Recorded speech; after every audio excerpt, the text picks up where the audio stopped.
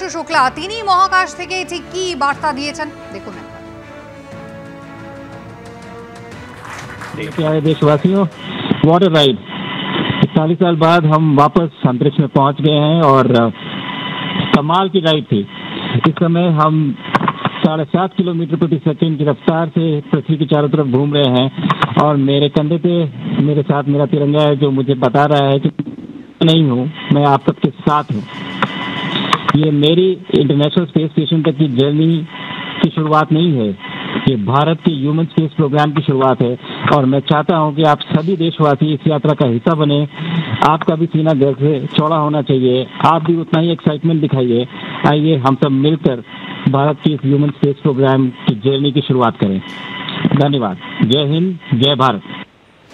এই গলা শুনে একেবারে ভারতবাসীর গায়ের রোম একেবারে খাড়া হয়ে যাবে, খুব স্বাভাবিক। মহাকাশ থেকে মহাকাশচারী বার্তা দিচ্ছেন।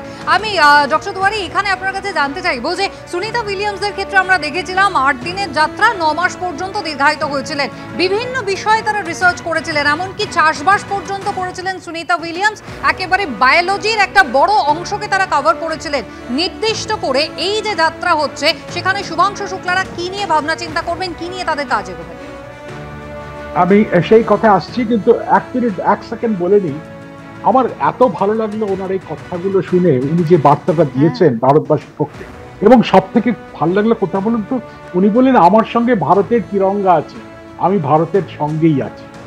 ভারতের তিরঙ্গাকে তিনি যে ভারত হিসাবে দেখছেন এবং সবাইকে বলছেন ভারতবাসীরা উদ্বুদ্ধ হও, এটা যে কতটা শিক্ষণীয় শুধু নয়, প্রতিটা মানুষেরকে উদ্বুদ্ধ করছে, প্রতিটা তরুণদের উদ্বুদ্ধ করছে ভারত সম্পর্কে। এবারে আসি তার পরীক্ষা নিরীক্ষার কথা। বেশ কয়েকটা পরীক্ষা নিরীক্ষার কাজ দায়িত্ব নিয়ে তিনি গেছেন, তার মধ্যে জীববিদ্যার ব্যাপার রয়েছে। জীববিদ্যার ব্যাপার হচ্ছে একটা গাছ, ছোট গাছ, সে কিভাবে তার ধর্ম পাল্টাচ্ছে মহাশূন্যে বিনা অভিকর্ষে, মাইক্রোগ্র্যাভিটি সিচুয়েশন যাকে বলা হয়। তারপরে কিছু ধরনের বীজ নিয়ে যাচ্ছে, মেথি এবং আমি শুনেছি আর কি কয়েকটা শস্য দানা।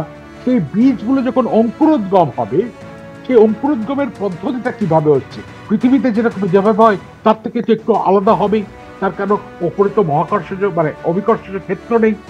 তারপরে যে আমরা যে পৃথিবীতে দেখি যে শিকড় মাটির তলার দিকে যাচ্ছে আর গাছের সবুজ অংশ ওপর থেকে উঠছে, ঘটে অভিকর্ষতার ক্ষেত্রে কিছুটা কাজ করে বলে, আর মাটি আছে বলে সেটাও একটা কাজ করে।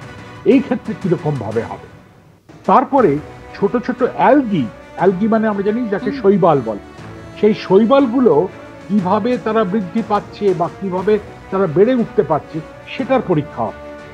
এই সমস্ত জীববিদ্যার পরীক্ষার সঙ্গে সঙ্গে কিছু কিছু অন্য পরীক্ষাও তারা করবে, যে মাইক্রোগ্রাভিটি কন্ডিশনে কিছু পদার্থের ধর্ম, রাসায়নিক ধর্ম কিভাবে পাল্টায় তার উপরে বিরাট পরীক্ষা হবে।